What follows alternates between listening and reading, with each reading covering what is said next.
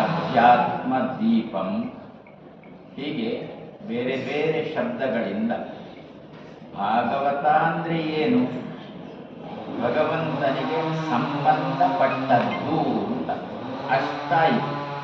ಭಾಗವತ ಭಗವಂತನಿಗೆ ಸಂಬಂಧಪಟ್ಟದ್ದು, ದೇವರಿಗೆ ಸಂಬಂಧಪಟ್ಟದ್ದು ಅಂತಾಯಿತು. ಅದರಿಂದ ನಮಗೆ ಏನು ಸಂಬಂಧ, ಆ ಭಾಗವತದಿಂದ ನಮಗೆ ಏನು ಲಾಭ, ಅದನ್ನು ಈ ಶಬ್ದಗಳು ತಿಳಿಸಿಕೊಡ್ತಾರೆ. ಅದರಲ್ಲಿ ಒಂದು ಶಬ್ದ ಯಾವುದು ಅಂತಂದರೆ ಅಖಿಲ ಶ್ರುತಿ ಸಾರಂ. ಇದು ಭಾಗವತದ ಹೆಸರು. ನಮಗೆ ಸಂಬಂಧಪಟ್ಟ ರೀತಿಯಲ್ಲಿ ಭಾಗವತದ ಹೆಸರು ಇದು. ಭಾಗವತವನ್ನು ಓದುವಾಗ ನಾವೇನೋ ದೇವರನ್ನು ತಿಳ್ಕೊಳ್ಬೇಕು ಅಂತ ತುಂಬ ಕುತೂಹಲ ಉಳ್ಳವರು. ಆ ದೇವರನ್ನು ತಿಳಿಸತಕ್ಕದ್ದು ವೇದ. ವೇದದ ಆರಂಭ ಗೊತ್ತು, ಕೊನೆ ಗೊತ್ತಿಲ್ಲ.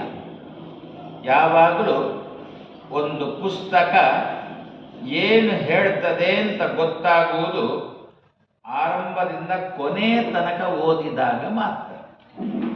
ಆರಂಭದಲ್ಲೇ ಒಂಚೂರು ಓದಿದ ಕ್ಷಣಕ್ಕೆ ಇದು ಹೀಗೆ ಅಂತ ತೀರ್ಮಾನ ಮಾಡಲಿಕ್ಕೆ ಬರುವುದಿಲ್ಲ. ಅದಕ್ಕೆ ಮಧ್ವರು ಹೇಳಿದ್ದು ಆರಂಭಕ್ಕಿಂತ ಅಂತ್ಯಕ್ಕೆ ಮಹತ್ವ ಜಾಸ್ತಿ ಅಂತಂದರು. ಉಪಕ್ರಮ ಉಪಸಂಹಾರ. ಯಾಕೆಂದರೆ ನಮ್ಮಲ್ಲಿ ಹಿರಿಯರೊಂದು ಮಾತು ಹೇಳಿದ್ದುಂಟು, ಆರಂಭ ಶೂರಾಹ ಕಲು ದಾಕ್ಷಿಣಾತ್ಯ ಅಂತ. ದಕ್ಷಿಣ ಭಾರತವರು ಧಾಮ್ ಧೂಮ್ ಕೇಳಿಕೊಂಡು ಶುರು ಮಾಡಿಬಿಡ್ತಾರಂತೆ, ಮತ್ತೆ ಎಲ್ಲಿ ಹೋದು ಅಂತಲೇ ಗೊತ್ತಿಲ್ಲ. ಅದಕ್ಕೆ ಆಚಾರ್ಯ ಮಧ್ವರಂದರು, ಆರಂಭ ಮಾಡುವುದು ದೊಡ್ಡದಲ್ಲ, ಕೊನೆಗೊಳಿಸುವುದು ದೊಡ್ಡದು ಅಂತ. ಉಪಸಂಹಾರ ಪ್ರಬಲ ಅಂತ ಮಧ್ವರ ಮಾತು. ಆದ್ದರಿಂದ ಒಂದು ಗ್ರಂಥದಲ್ಲಿ ಆರಂಭ ಮತ್ತು ಕೊನೆ ಎರಡೂ ಸಿಕ್ಕಿದರೆ ಈ ಗ್ರಂಥ ಏನು ಅಂತ ತೀರ್ಮಾನ ಮಾಡಲಿಕ್ಕೆ ಬರುತ್ತೆ. ಆದರೆ ದೇವರನ್ನು ತಿಳಿಸಿಕೊಡತಕ್ಕದ್ದು ಯಾವುದು? ವೇದ. ಆರಂಭ ಗೊತ್ತು, ಅಗ್ನಿಮೀಳೆ ಪುರೋಹಿತ ಅಂತ ಆರಂಭ ಗೊತ್ತು, ಕೊನೆ. ಹಾಗಾದರೆ ಮತ್ತೆ ತೀರ್ಮಾನ ಮಾಡುವುದು ಹೇಗೆ? ಈ ವೇದ ದೇವರನ್ನೇ ಹೇಳ್ತದೆ ಅಂತ ತೀರ್ಮಾನ ಮಾಡುವುದು ಹೇಗೆ ಅಂದರೆ, ವೇದವ್ಯಾಸ ದೇವರು ಹೇಳಿದರು ತತ್ತು ಸಮನ್ವಯಾತ್ ಅಂತ ಅಂದುಬಿಟ್ರು. ಆರಂಭದಲ್ಲಿ ನೋಡಿ, ಅದು ದೊಡ್ಡವರ ಮಾತು. ವೇದದ ಮಾತು ಅಂತಂದರೆ ದೊಡ್ಡವರ ಮಾತು. ದೊಡ್ಡವರ ಮಾತು ಹೇಗಿರುತ್ತೆ ಅಂತಂದರೆ, ಆರಂಭದಲ್ಲಿ ಯಾವ ರೀತಿ ಶುರು ಮಾಡುತ್ತಾರೋ ಕೊನೆಯ ತನಕ ಅದೇ ರೀತಿ ಹೇಳಿಕೊಂಡು ಹೋಗ್ತಾರೆ ಅಂತೆ. ಆರಂಭದಲ್ಲಿ ಒಂದು ಹೇಳೋದು, ಕೊನೆಗಾಗುವಾಗ ಅದು ಅಲ್ಲೇ ಆರಂಭದಲ್ಲಿ ಉತ್ಸಾಹ ಜೋರಿದ್ದು ದೊಡ್ಡ ಧ್ವನಿಯಲ್ಲಿ ಶುರು ಮಾಡುತ್ತಾರೆ, ಮತ್ತೆ ಮುಗಿಸುವಾಗ ಅಲ್ಲಿ ಕಮ್ಮಿ ಕಮ್ಮಿ ಕಮ್ಮಿ ಕಮ್ಮಿ ಕಮ್ಮಿ ಆಗಿ ಬಿಡುತ್ತೆ. ನಮ್ಮ ಊಟನೂ ಹಾಗೆ ಅಲ್ಲ, ಹಸಿವೆ ಜೋರಿರುತ್ತೆ. ಆರಂಭದಲ್ಲಿ ಸಾರು ಬಂದ ಕೂಡಲೇ ಪೂರಾ ನುಂಗ್ಲಿಕ್ಕೆ ಶುರು ಮಾಡಿದ್ರು, ಮತ್ತೆ ಇನ್ನೂ ಉಂಟು ಅಂತ ಗೊತ್ತಿಲ್ಲ. ಅಲ್ಲಿ ಮತ್ತೆ ಒಂದೊಂದೇ ಒಂದೊಂದೇ ಒಂದೊಂದೇ ಬರ್ತಾ ಇರುವಾಗ ನಮ್ಮ ಊಟದ ಶಕ್ತಿ ಅಲ್ಲೇ ಕಮ್ಮಿ ಆಗ್ತಾ ಬರ್ತದೆ. ಆದರೆ ದೊಡ್ಡವರ ಕ್ರಮ ಹಾಗಲ್ಲಂತೆ. ಆರಂಭ ಹೇಗೆ ಮಾಡ್ತಾರೋ ಅದೇ ಧಾಟಿಯಲ್ಲಿ ಕೊನೆ ತನಕ ಹೋಗ್ತಾರಂತೆ. ಅದನ್ನೇ ವೇದವ್ಯಾಸರು ಹೇಳಿದ್ದು. ವೇದ ಆರಂಭದಲ್ಲಿ ದೇವರನ್ನು ಕುರಿತು ಹೇಗೆ ಹೇಳಲಿಕ್ಕೆ ಆರಂಭ ಮಾಡಿದೋ ಕೊನೆಯ ತನಕ ಅದೇ ಧಾಟಿಯನ್ನು ಉಳಿಸಿಕೊಂಡಿದೆ ಅಂತಾರೆ. ಆದ್ದರಿಂದಲೇ ಅದನ್ನು ವೇದ ಅಂತ ಕರೆದ್ರಂತೆ. ಬಹಳ ದೊಡ್ಡ ಸ್ಥಾನದಲ್ಲಿಟ್ಟು ಅದನ್ನು ಆರಾಧನೆ ಮಾಡಿದ್ರಂತೆ. ಅದನ್ನು ವೇದವ್ಯಾಸರು ತತ್ವ ಸಮನ್ವಯ, ಅದೇ ದೇವರನ್ನೇ ಅದು ಹೇಳೋದು, ಚೆನ್ನಾಗಿ ಹೇಳ್ತದೆ ಕೊನೆಯ ತನಕ ಅಂತಂದರು. ಅದನ್ನೇ ವೇದವ್ಯಾಸರು ಭಾಗವತದಲ್ಲಿ ಕೊಟ್ಟರು. ಅಖಿಲ ಶ್ರುತಿ ಸಾರ. ಅಖಿಲ ಎಲ್ಲ, ಶ್ರುತಿಗಳು ಅಂದರೆ ವೇದಗಳು. ಅವುಗಳ ವೇದಗಳ ಸಾರ ಏನು ಅಂತ ಕೇಳಿದರೆ ದೇವರು. ಅದನ್ನು ವಾದಿರಾಜ ಶ್ರೀಪಾದರು ಕನ್ನಡೀಕರಿಸಿದರು. ವೇದ ಓದಲು ಬೇಕು, ವಾದಿರಾಜ ವೇದ ಓದಲು ಬೇಕು. ಮುಂದೆ ಅದರ ಅರ್ಥ ಹರಿ ಎಂಬ ಬೋಧೆ. ಶಬ್ದ ಅರ್ಥವನ್ನು ಮಾಡಿಕೊಳ್ಳಲಿಕ್ಕೆ ನಾವು ಅಷ್ಟು ಸುಸಂಸ್ಕೃತರು ಅಲ್ಲ, ಸಂಸ್ಕೃತ ಬರೋಲ್ಲ.